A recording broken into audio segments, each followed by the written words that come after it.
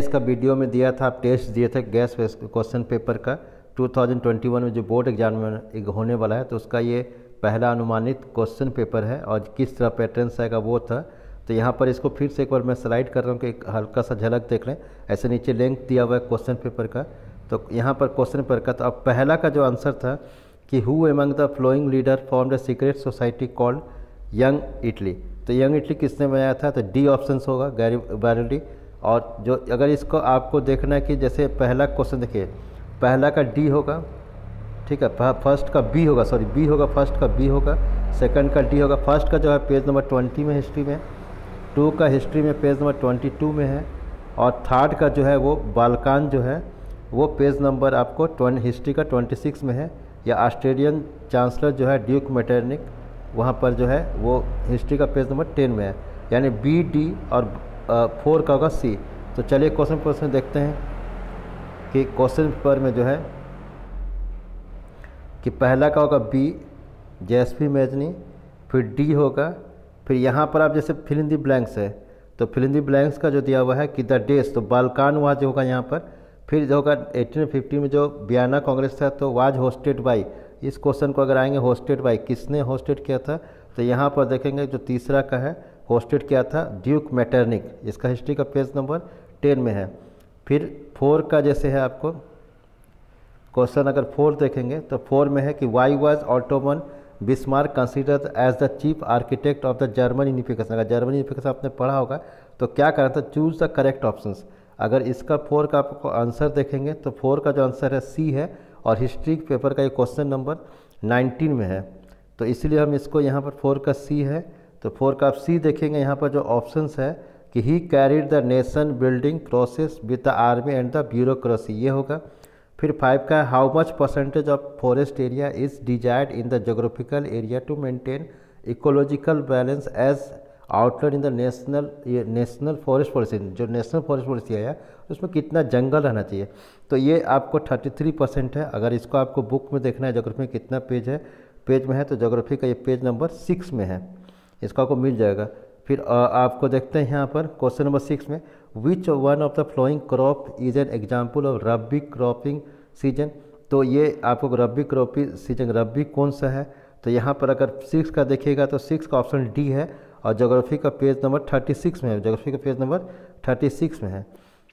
अब इसको यहाँ से आप क्या करिए कि जो भी ऑप्शन है 6 का जैसे डी हो गया, फिर उसके बाद अच्छा चलिए एक एक क्वेश्चन के आते हैं। फिर 7 क्वेश्चन आएगा। 7 क्वेश्चन में which one of the flowing industry uses bauxite as a raw material, कौन बॉक्साइट रॉ मटेरियल यूज करता है, तो जैसे हम लोग पढ़ें कि अल्मोनियम जो है, जो बॉक्साइट का क्वेश्चन नंबर 7 जो है 7 का बी है, ऑप्शंस बी दिया हुआ यहाँ पर, और ये ज्योग्राफी का पेज नंबर 74 में है। तो अब यहाँ पर जैसे देखेंगे तो यहाँ पर जो 8 का है, which organization is responsible for the constructing and maintaining state highway. तो स्टेट हाईवे का होता है PWD होता है, पब्लिक वर्क डिपार्टमेंट होता है। तो क्वेश्चन नंबर 8 का आप अगर देखेंगे तो ये जो है 8 का है, और इसका जो यहाँ पर होता है जिला परिषद, ज्योग्राफी का पेज नंबर 82 में दिया हुआ है, तो यहाँ पर 82 में दिया हुआ है। फिर उसके बाद जाके 9 का अगर आप देखेंगे, 9 का जो यहाँ देखें, फिर 9 का क्वेश्चन है कि राइट द करेक्ट स्टेटमेंट। ये स्टेटमेंट थोड़ा गलत है तो इसको करेक्ट करना है। तो India, Spain, Belgium are example of coming together, तो ये गलत है, होल्डिंग टुगेदर होगा यहाँ पर, और तो होल्डिंग टुगेदर है। फिर the union government as well as the state government can make laws on the state subject, नहीं ये गलत है, यहाँ पर होगा कॉन्करेंट सब्जेक्ट होगा, क्योंकि जो स्टेटमेंट को सही करना है। तो यही दिया हुआ है कि यहाँ पर होल्डिंग टुगेदर है। पेज नंबर जोग्राफी ये सिविक्स का 15 में दिया हुआ है, यहाँ पेज नंबर 16 में 15। फिर यूनियन गवर्नमेंट स्टेट गवर्नमेंट जो है कॉन्करेंट लिस्ट है, पेज नंबर 16 में दिया हुआ है ये भी। फिर 10 को होगा यहाँ पर क्वेश्चन नंबर 10th में आएंगे। तो 10th में give one technical form of the flowing statement, कि a person who is strongly committed in to a party और ग्रुप। तो इसको क्या कहेंगे, तो इसको जो कहेंगे 10 को, तो इसको पार्टीशन से कहेंगे, पार्टीशन। क्वेश्चन नंबर 10 का जो दिया हुआ है तो यहाँ पर है पार्टनरशिप, सिविक्स का पेज नंबर 73 में है। फिर पावर शेयरिंग क्या चीज़ है, तो यहाँ पर दिया हुआ 11 का जो क्वेश्चन वहाँ देखिएगा कि वहाँ पर पावर शेयरिंग का सिविक्स का पेज नंबर 6 है। फिर भी देखते हैं 11 का है कि power sharing is very spirit of democracy because, इसको फिल इन द ब्लैंक्स है, तो जो बुक में वही भरना है। तो बिकॉज यहाँ पर जो लगा हुआ है तो इट इंश्योर द स्टेबिलिटी, तो यहाँ पर दे रहा है ईट इंश्योर द इंश्योरिटी, तो सिविल्स का पेज नंबर 6 में है। फिर क्वेश्चन नंबर 12 में है एक, तो 12 में दिया है विच one of the flowing options provide assured payment. तो 12 का ये है, 4 ऑप्शन है, वोचर्स है, डिमांड डिपॉजिट है, चेक है, कोलेटरल है, तो कौन सा होगा 12 का। तो 12 में आप देखेंगे कि बी ऑप्शन है, और इकोनॉमिक्स का पेज नंबर 41 में ये दिया हुआ है, तो पेज नंबर 41 में दिया हुआ है। फिर 13 का है, यहाँ पर दिया हुआ है कि हरिता अटेंड्स हर ऑफिस। हरिता जो है सुबह 9:30 बजे ऑफिस जाती है और शाम को 5:30 बजे आती है, तो निश्चित एक टाइमिंग है, फिक्स्ड है। तो she gets her salary regular at the end of the every month. हर महीने के लास्ट डेट में उसको सैलरी मिल जाता है। In addition to the salary के साथ साथ उसको पीएफ मिलता है, प्रोविडेंट फंड प्लस फैसिलिटी मिलता है रूल्स ऑफ द गवर्नमेंट। तो identify the employment sector in which the Harita is working. Harita कहाँ काम करती है, तो निश्चित है कि ये ऑर्गेनाइज सेक्टर में है। तो यहाँ पर देख रहे हैं, तो 13 का ऑर्गेनाइज सेक्टर जो दिया हुआ है, ये इकोनॉमिक्स का पेज नंबर 31 में है। फिर 14 का क्वेश्चन क्या है, तो 14 है WTO stabilize the rules regarding international trade. ठीक है। फिर WTO रूल्स है force the countries to remove trade barriers. तो क्यों करता है रीजन, तो क्यों इसको रिमूव करता है, उसके पीछे कारण क्या है। तो क्वेश्चन ऑलरेडी लोड है, इससे पहले आपको टेस्ट देना, उसके बाद आपको आंसर मिलाना है। तो promote liberalisation of the trade liberation of trade, तो पेज नंबर 65 इकोनॉमिक्स का है। 15 है population is also increasing with income. Sorry 15 का पहले क्वेश्चन देखना होगा, तो 15 आप देखिएगा। तो suppose the average income of the country का एवरेज इनकम बढ़ रहा है, लेकिन साथ साथ क्या हो रहा है कि ये नॉट बिंग इंक्रीज, जो एवरेज इनकम नहीं बढ़ रहा है समय के अनुसार, लेकिन नेशनल इनकम बढ़ रहा है। तो इसका मतलब क्या होगा, व्हाट इज सिचुएशन स्लाइटली, क्या सिग्निफाई, क्या शो कर रहा है। तो निश्चित है कि इनकम बढ़ा, ये इनकम सबका नहीं बढ़ रहा है, लेकिन नेशनल इनकम बढ़ रहा है, तो पॉपुलेशन बढ़ गया होगा, क्योंकि फार्मूला होता है एवरेज इनकम का, पर कैपिटा इनकम का अगर होता है, आप देखे होंगे, तो national income plus total population. तो नेशनल इनकम बढ़ रहा है लेकिन ये नहीं बढ़ रहा है, तो इसका मतलब कि टोटल पॉपुलेशन बढ़ गया है। तो ये लिखा है population is also increasing with income, economics का पेज नंबर 9 में दिया हुआ है। फिर क्वेश्चन नंबर 16 देखते हैं। 16 में है कि who was the proclaimed as the king of Italy in 1861। किसने किंग में बना 1816 का जो है ये यूनाइटेड किंगडम का प्रोक्लेम किया गया राजा। तो 16 में है यहाँ पर कि विक्टर एमेनुअल, ये हिस्ट्री का पेज नंबर 21 में दिया हुआ है। फिर 17 का क्वेश्चन जो था, 17 का और से पहले वाला देखते हैं क्वेश्चन नंबर। तो 17 में था कि resources planning is essential for sustainable existence of all forms of life.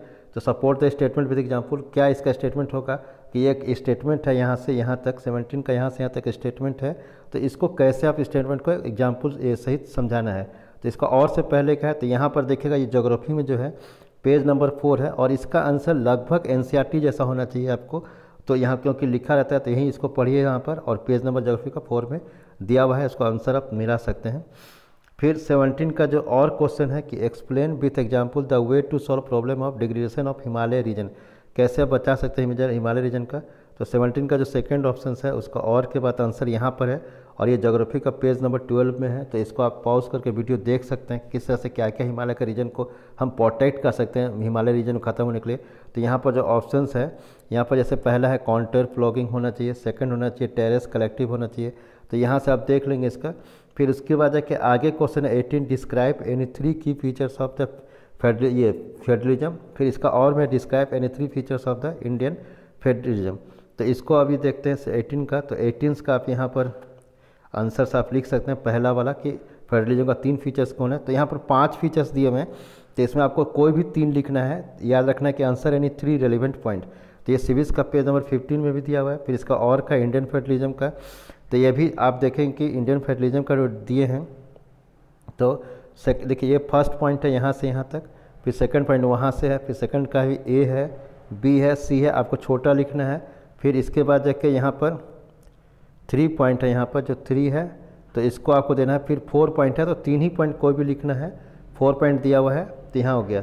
फिर 18 क्वेश्चन है कि जो आपको था कि डिस्क्राइब एनी, ये 18 तो हो गया। 19 क्वेश्चन था self help group are building block organisation of the rural poor. तो सजेस्ट एनी 3 वेज और to make them the popular for the social issue. तो ये 3 नंबर का 19 का। तो 19 का जो 3 number self help group SHG है, तो ये जो लिखा इकोनॉमिक्स का पेज नंबर 51 में है, तो इसको आप आंसर मिला लीजिए। इसमें क्या सोशल हेल्प ग्रुप जो है औरत लोगों के लिए है, और ये बर्डन नहीं है। तो जब बैंक में कोई माने जो गारंटी नहीं दे पाते तो लोग औरत लोग मिलकर ग्रुप को देती है और उसको दे देता है, इसलिए इसका इंपॉर्टेंट है। फिर 20 का क्वेश्चन क्या है, describe the working condition in the unorganised sector, 3 number का है। तो अनऑर्गेनाइज सेक्टर में वर्किंग कंडीशन क्या है, तो यहाँ दे सकते हैं इकोनॉमिक्स का पेज नंबर 31 में कि अनऑर्गेनाइज सेक्टर में जैसे आप एक स्टोरी देख रहे थे कि टाइमिंग एनर्जी का, तो उसका टाइमिंग नहीं है, कब आएगा, गवर्नमेंट का रूल्स फॉलो नहीं करता है। फिर इसको मिलाइए। फिर 21 का आप आंसर क्वेश्चन देखिएगा कि ideas of the national unity in the every 19th century Europe was closely allied ideas of liberalism. तो एक स्टेटमेंट है, तो what did it mean for the middle class in France, middle class in France क्या है 21 का। तो 21 का आप यहाँ देखिएगा, तो यहाँ पर है ये हिस्ट्री का पेज नंबर 9 में दिया हुआ है और सेम टू सेम लिखना है। तो यहाँ पर 1 पॉइंट है, 2 पॉइंट है, फिर जाकर 3 पॉइंट है, 4 पॉइंट है, तो कोई 3 पॉइंट आप इसको लिख सकते हैं। फिर 22 का आप देखेंगे क्वेश्चन कि describe geographical condition required for the T cultivation, T cultivation का क्या है, ये 3 नंबर का है। और ये भी जो क्वेश्चन है सब माने कि एक पॉसिबिलिटी है आने की संभावना, और इसी तरीके से आएगा। और एक सैंपल पर ऑलरेडी मैंने लोड किया है जो CBSE ने दिया था, तो उसको भी आप देख सकते हैं। फिर टी प्लांटेशन है, तो यहाँ टी प्लांटेशन है, तो टी जो है grow well in the tropical सब ट्रॉपिकल प्लांट, 1 पॉइंट हो गया। सेकंड फर्टाइल हो गया, थर्ड वार्म हो गया, फोर्थ फ्रीक्वेंट ये सवार्स हो गया थ्रू आउट द ईयर। फिर 23 का 1 आप जो केस स्टडी था यहाँ देखिए, तो 23 का 1 जो केस स्टडी है साल्ट मर्ज और सिविल डिसोबीडियंस का है कि महात्मा गांधी का, इसका वहाँ क्वेश्चन सब पढ़ने के जो पहले लिंक है क्वेश्चन का वहाँ नीचे दिया है उसमें देख लीजिएगा।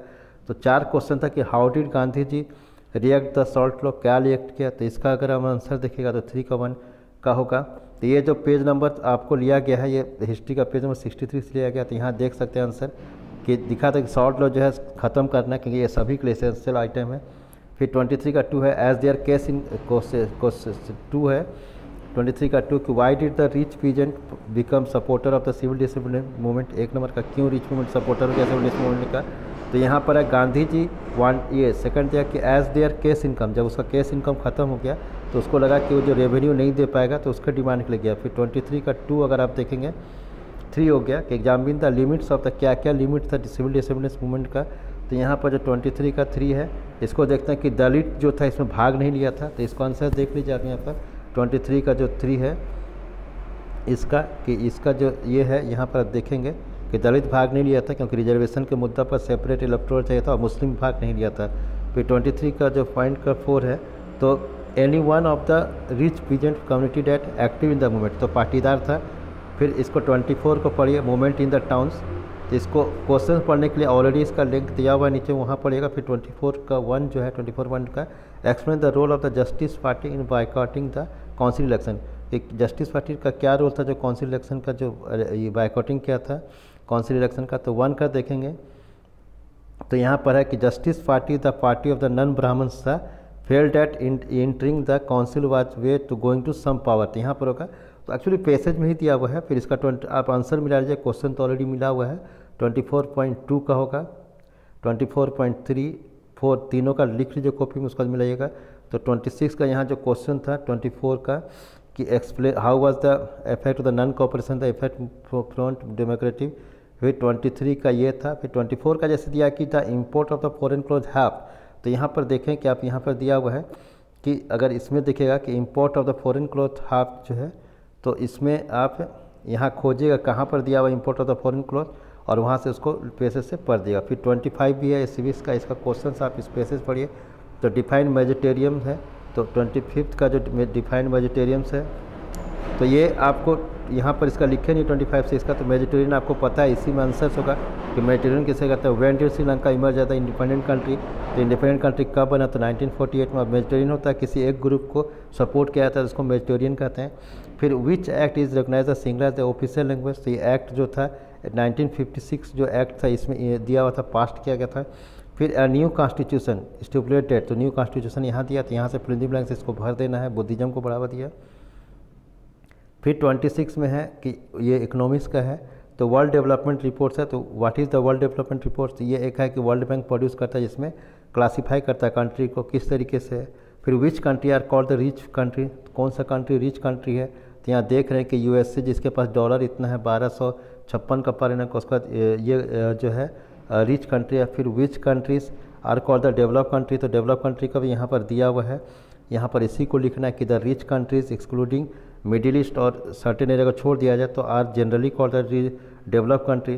तो यहाँ पर ये चीज़ है, तो इन विच कंट्री इंडिया कम, तो इंडिया जो है पुअर कंट्री में आता है।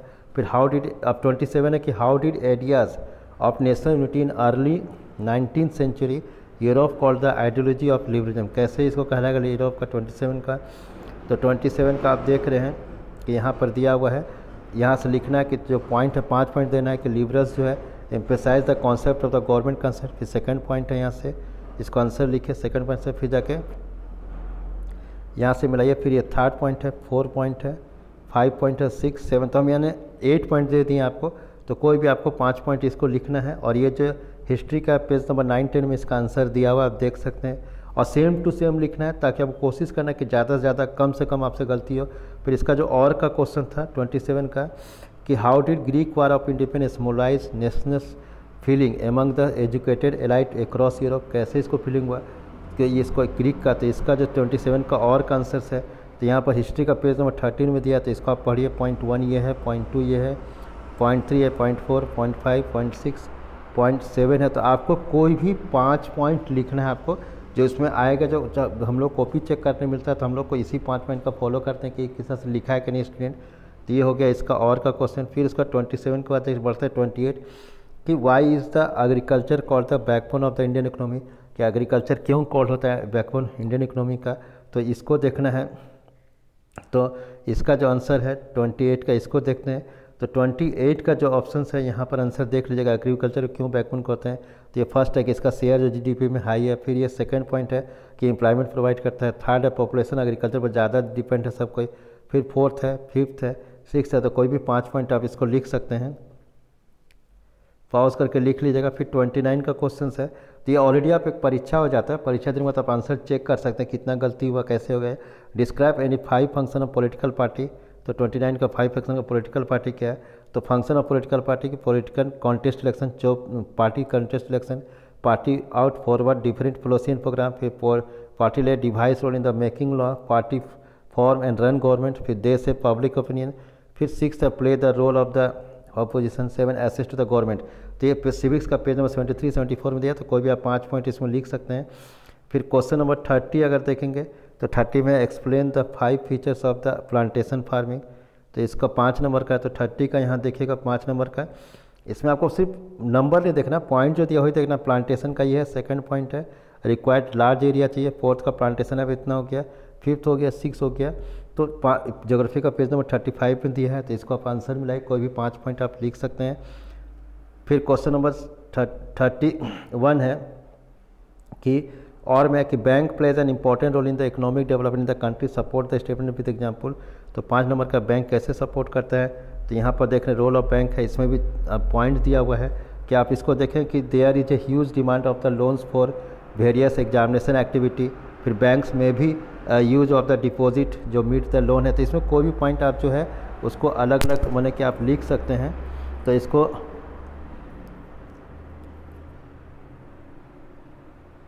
यहाँ पर दिया इकोनॉमिक्स का पेज नंबर 42 में दिया हुआ है। फिर और का देख रहे हैं, और का दिया हुआ है कि क्रेडिट जो है ये sometimes push the borrow into the situation from the recovery in every painful, support the statement of the answer. तो इसका आप यहाँ देख रहे हैं, तो ये क्रेडिट है। तो ये इकोनॉमिक्स का पेज नंबर जो है 44 से लिया गया है। तो ये भी जो है यहाँ पर जो है आप देख रहे होंगे कि it happens when the borrower is not able. तो ये फर्स्ट पॉइंट है, सेकंड पॉइंट है, थर्ड पॉइंट है, फोर्थ पॉइंट है। तो इसमें 5 ही पॉइंट है। तो इसमें या फिर इससे कुछ आप अपना भाषा में थोड़ा बहुत दे भी सकते हैं, चलेगा। उसके बाद जाके आप यहाँ पर जो मैप था, तो पहला था कि the place where the national Indian Congress session was held, जो ए बी दिया हुआ है, या प्लेस चंपारण का। तो यहाँ पर जो मैप क्वेश्चन था तो यहाँ था, तो यहाँ पर ये ए जो है ये चंपारण है, ये देखिएगा, ये जो ए दिया है ये चंपारण है, और ये जो बी दिया है ये मद्रास है। और उसके बाद जाके इसको जो मैप में जो सेकंड क्वेश्चन था ये वाला, ये तो हो गया। फिर उसके बाद जाके यहाँ पर ज्योग्राफी का क्वेश्चन है, तो ये आप इसको सरदार जो बुक से देख के कहाँ इसको प्रैक्टिस कर लेंगे, मिला लेंगे। होपफुल है कि आपका एग्ज़ाम अच्छा और क्वेश्चन आए।